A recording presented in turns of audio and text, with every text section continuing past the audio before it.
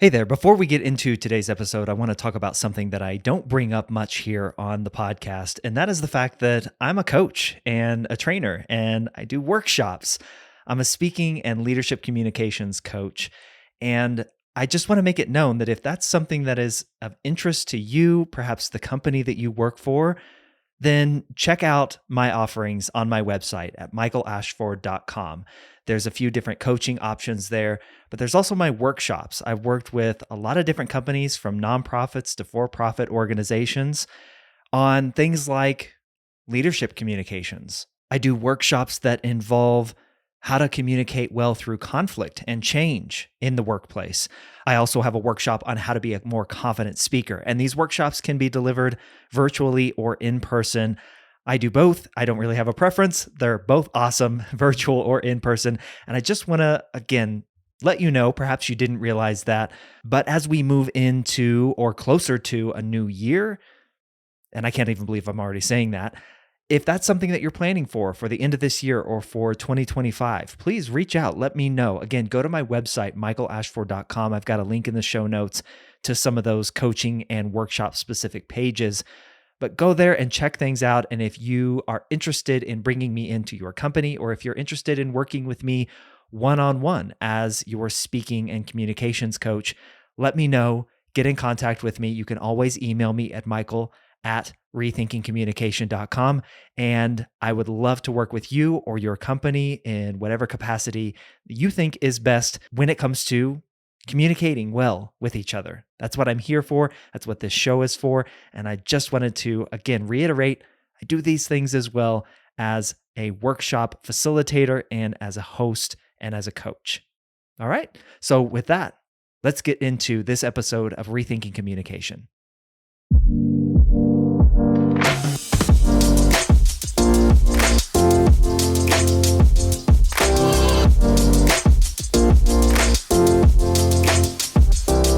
Welcome to Rethinking Communication. I'm your host, Michael Ashford. Come with me on a journey as I explore how we better connect with each other through the power of our words. For most of us, formal education left gaps in our ability to communicate well with each other, especially when trying to navigate conflict, inspire change, and overcome misunderstandings. I'm a former journalist, a speaking coach, and a communication expert, and my goal is to encourage you to rethink what it means to be an effective communicator, from the stage to the meeting room to the living room and everywhere in between.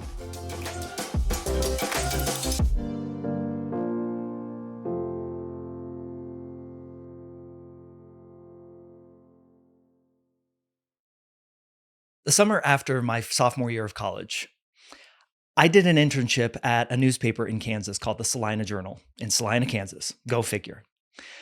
And I'll never forget one of the stories that I was tasked with writing that summer was covering the senior games. It was this Olympic style event that came to Salina each year where senior athletes from around the state and sometimes around the country would come and participate in Olympic events or Olympic style events. And one of the stories that I was tasked with covering from my editor was I was going to go interview and do a story on this senior pole vaulter. He was in his 70s and he was one of the best senior pole vaulters in the nation, I believe. The details of that are inconsequential. So I went out to cover his pole vaulting event. He ended up winning, rightfully or not rightfully so, but as expected. And I did the interview. I wrote the story. It ran in the paper on the front page of the sports section the next day. And a few days later, I got that article mailed to me from one of my professors at Kansas State, one of my journalism professors at Kansas State. His name was Ron Johnson. And I adored Ron. Ron taught me so much about effective writing and how to be a good journalist and interviewing. But he sent me this article in the mail, and my lead was circled. The lead is the opening paragraph or couple of paragraphs of the story. He had circled it in this bright red marker, and he had wrote off into the side of the column, "Michael, you're better than this. This is nothing but a cliché. Do better." Now, the article went something like this, or the lead went something like this. Even at 75 years old, so and so is still soaring to new heights. I mean, I gag just thinking about it now. But Ron was absolutely right. It was a cliche. It was a throwaway. That could have been said about any senior pole vaulter in the country. There was nothing unique about my story and that opening line to my story that I had failed as a journalist. I had failed as a communicator. I had failed as a writer to appropriately tell his story in a way that hadn't been told before. But that's what we do when we fall back on cliches and jargon and forced humor at times. In particular, cliches and jargon. We're falling back on something that doesn't add to or advance our communication in any way. And that's what Ron was trying to tell me. I didn't take it as a slam of my work. He was trying to tell me, Michael, and he wrote this, you're better than this. Don't do this. Now, Ron, I credit him with my hatred of cliches. He hated cliches, and I hate cliches and jargon as well. And as a speaking and communications coach these days, I hear it and I see it all the time. We fall back on, so many folks fall back on cliches and jargon when we could be so much more effective and confident in our communication if we just found ways to remove those out of our language. Look, you wouldn't say those things to your spouse or to your best friend having coffee or a drink at night at a bar. Like, you wouldn't use cliches and jargon in those types of conversations. But for some reason, when we get on a stage or when we get in front of our company in a meeting or an all hands company meeting, or when we do a conference presentation, we just litter our communication with cliches and jargon and sometimes forced humor. And I'll touch a little bit on forced humor today, but it is another way that we undermine our credibility as a communicator and a speaker. So let's walk through, how do we remove cliches and jargon from our talk, from our speech, from our communication? Well, I already gave you the first piece of it. Talk or communicate like you actually talk or communicate. If you wouldn't say it to your best friend, your spouse, whomever, don't put it in just because of the circumstance that you're in. Now, I'll give you an example of what I mean by this. We often talk about in work meetings, out of the box thinking. Think outside the box when it comes to trying to think of, for me, I'm a marketing director at a software company. If I'm talking to my team, I don't say this, but if I possibly could, if I used cliches and jargon, I might say something like, hey, this next campaign, let's really think outside the box. Let's really shoot for the stars here. I'm not giving any sort of direction, any sort of compelling reason, or any sort of compelling motivation to my team if I'm using that, because there's no significance to that. It's a throwaway. Be mindful of how much we throw away our words in communication, in talks, in how we communicate with others, in conversation. So instead of saying, I really want us to think outside the box, what if I said something to the effect of, what would be great is if we approached marketing this product or this feature of our product as if we were children. When we're kids, we think about, and we pick up a stick out of the yard and suddenly it becomes a wand.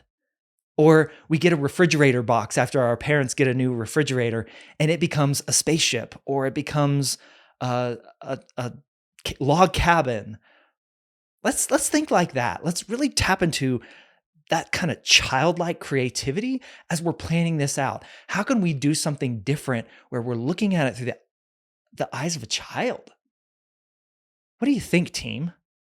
Now, doesn't that give you more? And that's another point that I want to make here.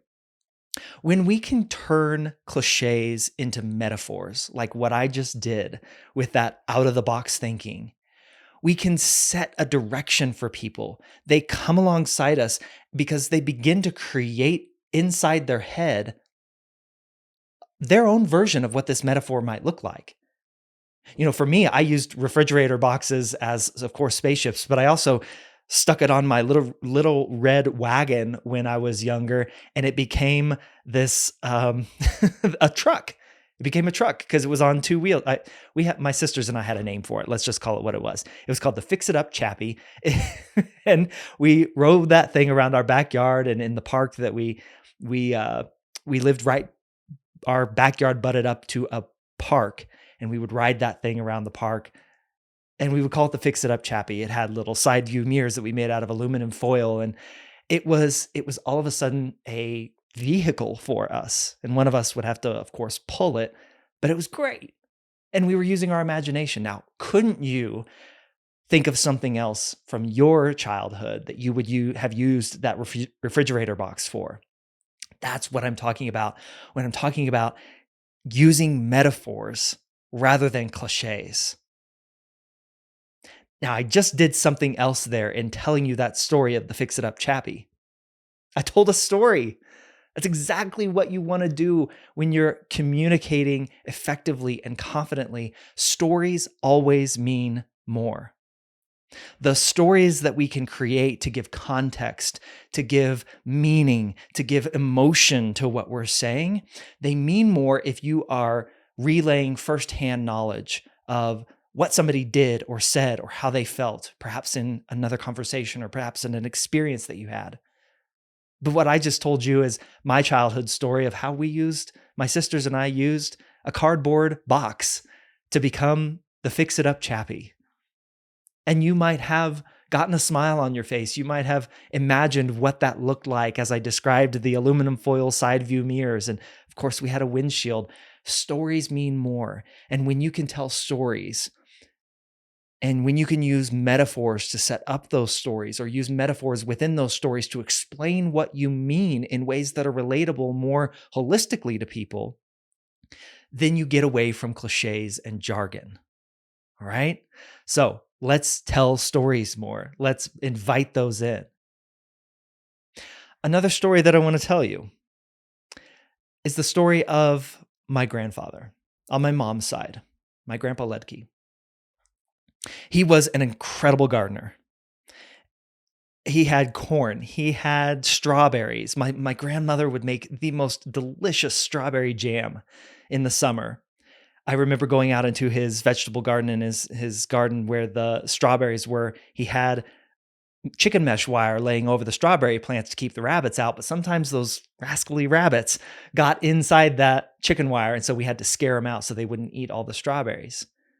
But he had asparagus, he had broccoli, but what he was most proud of, and what I think I remember my grandfather's garden the most for, were his tomato plants.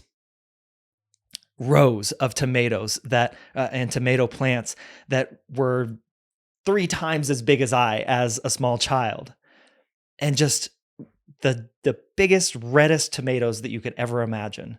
My grandmother would can those tomatoes, and they would have tomatoes for months after their garden had gone.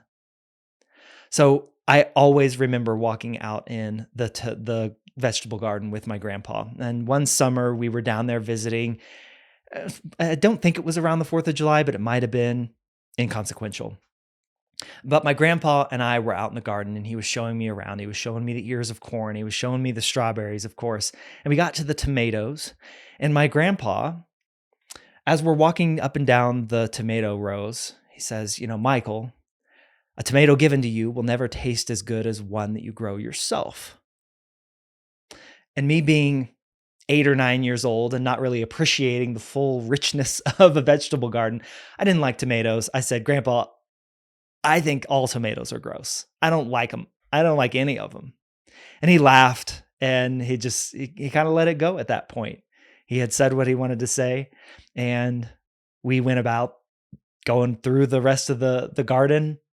At some point, my grandma called us in for lunch and didn't think about it. Until years later, when I was driving to my grandfather's funeral on the back roads of Kansas, and those words came flooding back into my mind, as they do when you are recalling the life and the experiences that you've had with someone who's just passed away. I adored my grandfather. My grandfather is one of the greatest men that I will ever know. And I had a lot to think about in that drive to his funeral. But those words, a tomato given to you will never taste as good as one that you grow yourself. Those hit me in that moment. And all of a sudden, I got this epiphany of sorts. My grandfather was not trying to tell me about growing tomatoes. He was trying to tell me about the value of hard work.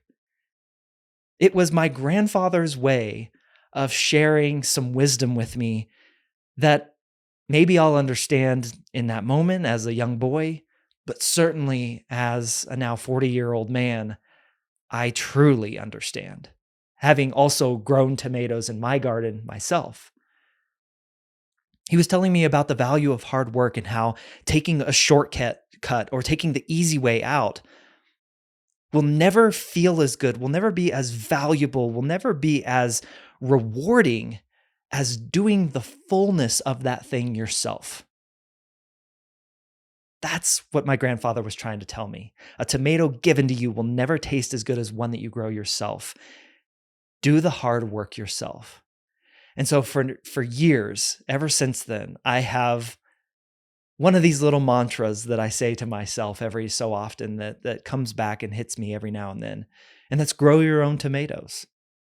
That is my version of saying, Michael, do the hard work. It's going to be hard. It's going to take longer than you want, but the end will be rewarding and it will taste all the better if you do the hard work yourself.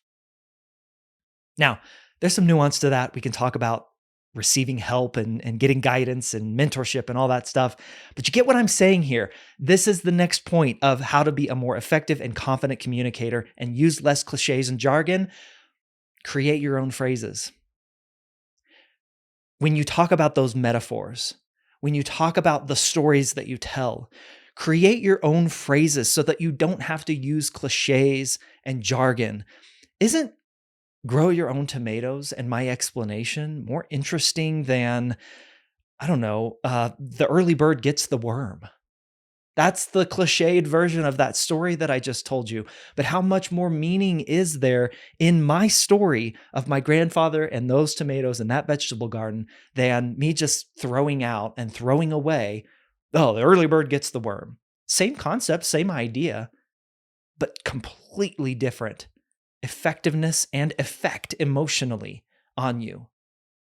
So create your own phrases. Come up with something that your lived experience that you can impart to others through the stories that you tell, through the metaphors that you create, that can ditch those cliches and that jargon. So we've talked about talk like you talk. Would I say this to my best friend or a significant other or somebody I'm really close with? We've talked about turning cliches into metaphors and using stories, that those always mean more, and how when you can create your own phrases, that can elicit a different kind of emotion than the cliches and the jargon that exist. Now, I said I was going to talk real quickly or real briefly about forced humor, and I do want to hit on that. But one more thing on this that I think is really, really powerful for us, and that is to be specific and clear, to not say more than is necessary. That's where we fall into a jargon and cliche mode when our mind is trying to think of all these different things that we could or should say. That's when we often default to these throwaway lines when we are trying to fill space. So if you can be specific and you can be clear and concise with what you're saying, then you can ditch the cliches and jargon. Here's an example. I call this the detail sprinkle method. And it's a download that you can get by subscribing to my newsletter. So go to michaelashford.com/newsletter, sign up there, and you can get a little worksheet that helps walk you through the detail sprinkled method. And what the detail sprinkle method is it's a way of building up the details of a story to the point where it finally resonates in a way that you want it to resonate. And I like to use one of my favorite movies as an example. So one of my favorite movies is Life as a House. If you haven't seen it, go watch it. Keep a box of tissues close. I cry every time that I watch Life as a House. So the detail sprinkle method says, take it down to its most basic form when you describe to me, in this instance, what this movie is about. So if I were to describe to you what Life as a House is about in as simple and basic a format as possible, here's what I would say. Life as a House is a movie about a father and a son who build a house together. That is as basic of an explanation of the movie as I can get. Now, the detail sprinkle method says, let's start layering on some sprinkles, just like you would on a sugar cookie. Let's throw a few sprinkles on there to pizzazz it up a little bit, right? Okay. So if I were to add a few sprinkles of detail, Life as a House is a movie about a father and a son who build a house together as a way to repair their estranged relationship. Okay. Now I'm getting a little bit more information here. I'm starting to feel maybe a little bit of the plot, maybe a little bit of the conflict, but not quite enough to really want to go watch this movie, okay? So let's add one more layer of detail sprinkles here. Okay, Life as a House is a movie about a father and a son who build a house together as a way to repair their estranged relationship after the father discovers he's dying of cancer and he wants one thing to leave his son after he's gone, which is a house. Okay, you got me. I now know the conflict, the plot, the how is it going to resolve all of these things. Of course, there are so much to this movie that I didn't explain in those detail sprinkles.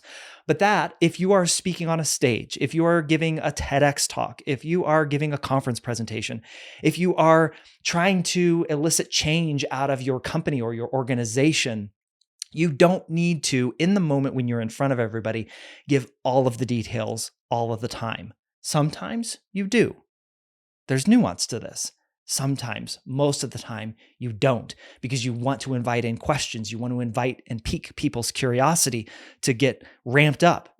So what you just experienced with me and the detail sprinkle method was trying to get you to that point where I give you just enough that you say, oh, that sounds interesting. I do want to go watch that. So let me know, I want to know, did you go and watch Life as a House? If you've seen it, did I explain it accurately? Let me know. You can send me an email, michael@rethinkingcommunication.com, or if you're watching this on YouTube, hit me in the comments. I'd love to know, did you go and watch Life as a House after I shared with you my detail sprinkle method about the movie? But that's what I'm talking about here. I was specific, I was clear, I was concise, and that's what that method is trying to get you to. And that brings about more effective, more confident communication.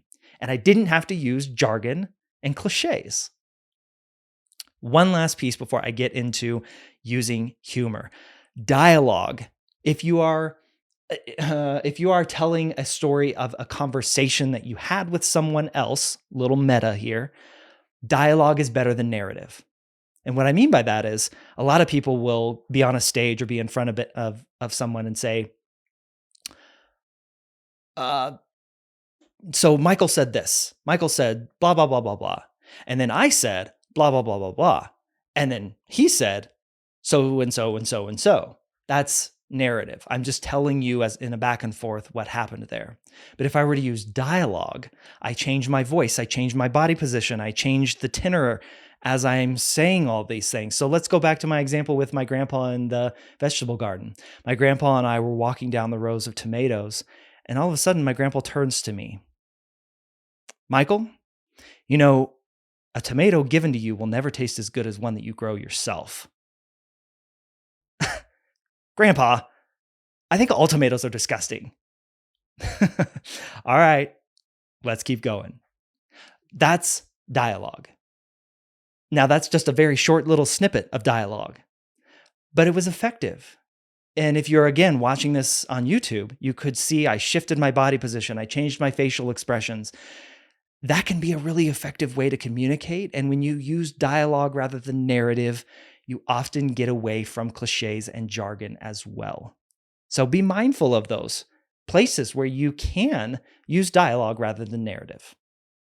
All right, let's wrap this up with a talk about humor. Spontaneous humor is always better than forced. When we try and force humor, we always run the risk of thinking we're really funny and others not picking up on that at all. When it is spontaneous, when it is in the moment, when it is unplanned, it tends to go over well. It tends to be received as true humor rather than forced humor. It's really hard to make forced or planned humor come off as authentic. And so when you think about using humor in a talk or in a speech or in front of a company presentation or in a conference talk or presentation, be mindful of it, because it too can turn into cliches and jargon if you plan it, if it's not something that comes just naturally in spur of the moment. And that can take some time. I often coach and advise people, look, if you don't feel comfortable with humor, let's stay away from it. But if this is a point to interject some of your personality, some of your humor, some of your wit or sarcasm in here, as long as it can be received as such, that might be a great place to consider it. But feel the room out first. All right? All of these things are things that I've learned over the years as a speaker myself and a presenter and as a leader in various companies, as a director of marketing, as a communications expert. I've learned these things being on stages. I've learned these things doing presentations at conferences.